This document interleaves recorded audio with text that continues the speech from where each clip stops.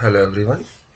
हम second video पे आ रहे हैं जिसका नाम है, हमने पहले ख़त्म किया था कि productivity based on amount for the construction activities like shuttering work, steel work and enforcement work. अब सेकंड पार्ट हमारा आ रहा है, वो है पर्टिकुलर हम जो इक्विपमेंट यूज़ करते हैं साइट पे, जैसे हमारे छोटे इक्विपमेंट हो गए, बड़े इक्विपमेंट हो गए, टावर क्रेन हो गई, जेसीबी हो गया, स्टील कटिंग मशीन हो गया, स्टील बाइंडिंग मशीन हो गया। तो पर्टिकुलर उन सारे मशीनों पे भी हमें प्रोडक्टिविटी कैलकुलेट करनी पड़ती है कि भाई हम इस मशीन से कितना आउटपुट निकाल सकते हैं। तो पर्टिकुलर वो आउटपुट से पहले हमें ये देखना पड़ता है कि वो प्रोडक्टिविटी से पहले उसमें बजट में कैसे कैलकुलेट किया जाता है। तो फर्स्ट ऑफ ऑल हम ये समझेंगे कि भाई पीएनएम के बजट में स्टार्टिंग में हम क्या कैलकुलेट करते हैं और किस हिसाब से कैलकुलेट होता है।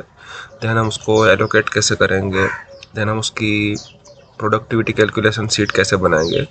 तो इस वीडियो में हम ये जानेंगे कि प्रोडक्टिविटी कैलकुलेशन से पहले हम बजट बनाना कैसे सीखेंगे। अगर कोई हम इक्विपमेंट यूज़ करते हैं तो इक्विपमेंट का बजट कैसे बनेगा।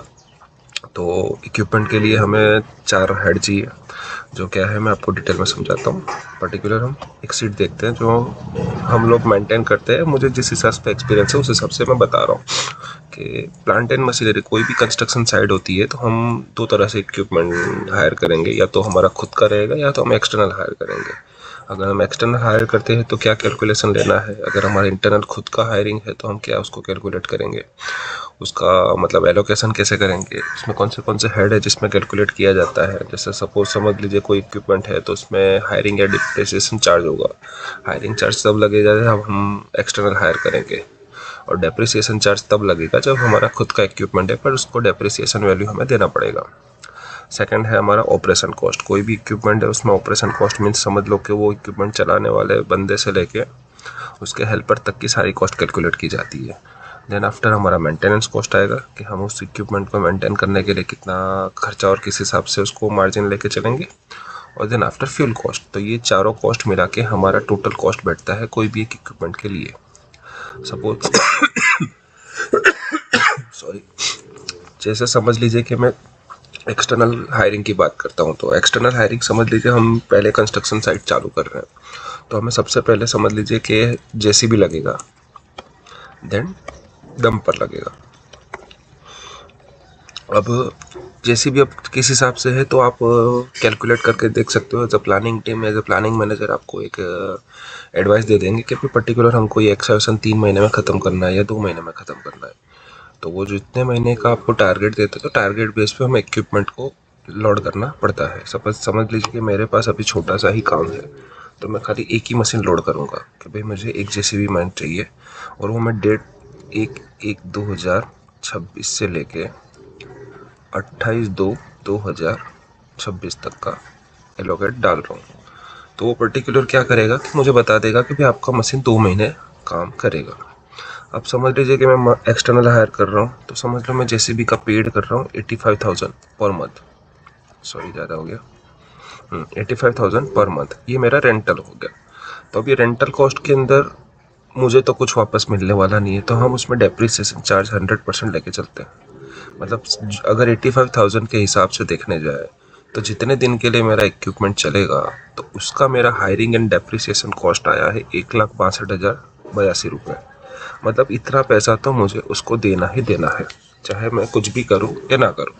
तो ये हो गया मेरा सिंगल पार्ट। अब समझ लीजिए कि उसके लिए मुझे एक ऑपरेटर लगेगा। अगर दिन रात काम करूँगा तो 2 ऑपरेटर लगेंगे। तो 2 ऑपरेटर के हिसाब से पर मंथ मैं उनको सैलरी दे रहा हूँ 25,000 रुपया। डन। और हेल्पर उसमें कोई होते नहीं है तो हेल्पर को छोड़ देते हैं।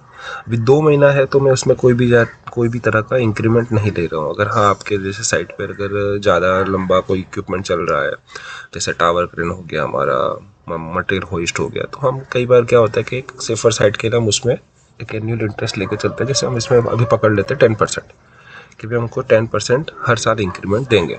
तो मेरा टोटल ऑपरेशन कॉस्ट हो गया 1,04,887 रुपये। अभी है नहीं तो मैं इसको निकाल देता हूँ। तो ये मेरा बन गया 95,342 रुपये। ये मतलब मेरा ऑपरेशन कॉस्ट बैठ गया। ऑपरेशन कॉस्ट के बाद अब जैसी भी है तो समझ लीजिए कि मैं 12 महीने के हिसाब से लेके चलता हूँ कि 10% मेरा मेंटेनेंस कॉस्ट आएगा जो भी मेरा इक्विपमेंट है। तो मैं 10 डिवाइडेड बाई 12, मतलब मेरा per month 0.83% for the value of my basic value. Basic means मेरा अभी यहाँ पे तो बेसिक है नहीं, तो मेरा 85,000 के हिसाब से, मतलब जितना मेरा रेंट जा रहा है तो रेंट के हिसाब से पर मंथ मेरा 708 रुपये में मेंटेनेंस लेके चल रहा हूँ। तो मेरा 2 महीने का 1350 रुपये मेंटेनेंस बैठ गया। डन। अब फ्यूल कॉस्ट कैसा जा रहा है, जैसे समझ लीजिए कि मैं अब जेसीबी को मैं 12 घंटे चला रहा हूँ, तो महीने के 336 घंटे का चलेगा। अब फ्यूल कॉस्ट में सबसे इंपॉर्टेंट यही रहता है कि आप मशीन कितने घंटे चलाओगे, उस हिसाब से उस पर लोड लेना रहता है। जैसे मैं डी का 12 घंटा मशीन चला रहा हूँ, तो मेरा अभी भी जैसे मैंने यहाँ पे दो इक्विपमेंट डाला हुआ है, तो मैं समझ लीजिए इसको जो मैं 24 घंटे चला रहा हूँ।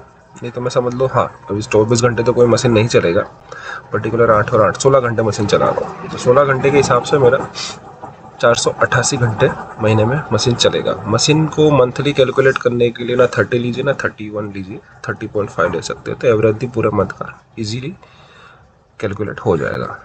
देन आफ्टर मैं समझता हूँ कि 1 घंटे में 2.5 लीटर पेट्रोल डीजल लग रहा है, और अभी डीजल का रेट है मेरा 92 रुपीज़, एवरेज पकड़ के चलते हैं 92 रुपीज़, तो 2,14,000 का मेरा फ्यूल चार्ज लग जाएगा जेसीबी चलाने में।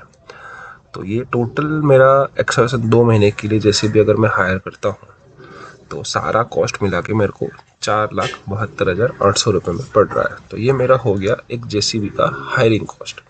तो बजट में जब हम कैलकुलेट करते हैं तो इसका डेप्रिसिएशन सब कुछ आ गया है, सब कुछ कैलकुलेट हो गया, मेरे को 4,72,000 रुपये देने हैं।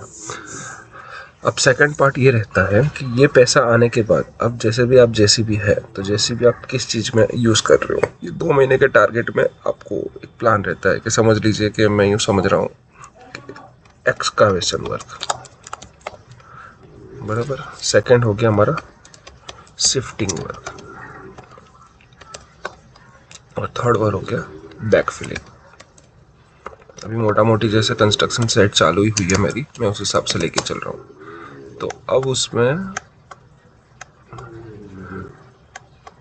मैं पकड़ के चल रहा हूँ कि एक्सकावेशन मेरा 55% मेरा मशीन वहाँ यूज़ होगा। शिफ्टिंग वर्क में मैं 15% पकड़ रहा हूँ, 15, 65, 70, 30% मेरा हो गया सेल्फ शिफ्टिंग में। तो ये मेरा लोडिंग हो गया कि भाई मैं इसका इतना पैसा एक्सकावेशन में लगाऊंगा, इसका इतना पैसा मैं शिफ्टिंग में लगाऊंगा, और मैं इसका इतना पैसा बैक फिलिंग में लगाऊंगा। मतलब ये मेरा पैसों का अलॉटमेंट हो चुका है। अब रहा हमारा मंथ के बेस पे टारगेट निकालना कि भाई हमने कितने रुपए स्क्वायर फीट के हिसाब से एक्सकावेट करवाया है, और कितने रुपए स्क्वायर फीट के हिसाब से बैक फिलिंग करवाया, और कितने रुपए क्यूबिक मीटर के हिसाब से एक्सकावेशन करवाया है। तो हमें यहाँ पे चाहिए क्वांटिटी, तो हम समझ लीजिए क्वांटिटी डालते हैं सारे की कि भाई मैंने यहाँ पे समझ लो 5500 क्यूबिक मीटर एक्सकावेशन करवाया है।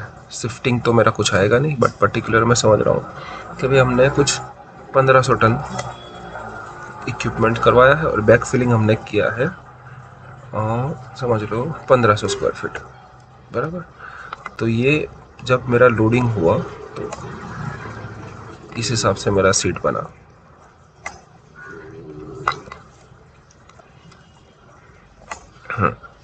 कि मेरा एक्सकावेशन का कॉस्ट, मतलब जब भी मैं इक्विपमेंट यूज़ करूँगा तो मेरा 47 रुपीज़ के हिसाब से मेरा एक्सकावेशन में लोड करना है। सपोज समझ लो कि कोई मेरा एक्सकावेशन का रेट में जब फाइनल कर रहा हूँ प्रोडक्टिविटी में, समझ लो क्लाइंट ने मेरे को 95 रुपये के हिसाब से दिया हुआ है, तो 55 रुपये में मेरा 47 रुपीज़ तो मेरा खाली प्लांट एंड मशीनरी का ही कॉस्ट है। उसके ऊपर मेरा डिपार्ट की लेबर लगेगी, डिमार्केशन का काम होगा, सर्वेइंग का काम होगा, तो सारे लोड होकर वो मेरा बजट की सीट में तैयार होगा। बट हम उस लेवल पे अभी नहीं जा रहे। हमारा काम खाली अभी यही है कि हम जो अभी खाली लोड करें हम प्लांट एंड मशीनरी को। तो ये प्लांट एंड मशीनरी में मैंने एक एग्जांपल आपको दिया है कि कैसे किया जाएगा। बाकी ये पूरी सीट कैसे भरनी है, कैसे मेंटेन करनी है और कैसे लोडिंग डालना है, वो हम नेक्स्ट वीडियो में देखेंगे। Thank you. तो प्रोडक्टिविटी का अभी हम पर्टिकुलर बजट सीखे हैं। अब productivity for plant and machinery कैसे कैलकुलेट करना है वो मैं आपको नेक्स्ट वीडियो में बताऊंगा। Thank you. बने रहिए, लाइक कीजिए, सब्सक्राइब कीजिए। अगर वीडियो पसंद आता है तो शेयर कीजिए, सपोर्ट की बहुत ज़रूरत है। क्योंकि फर्स्ट सीरीज़ चालू की है, तो थोड़ा सपोर्ट कीजिए। तो बहुत अच्छे अच्छे वीडियो डालते रहूँगा और आपको भी हेल्पफुल रहेगा और साइट की टीम को भी बहुत ज़्यादा हेल्पफुल रहेगा। Thank you.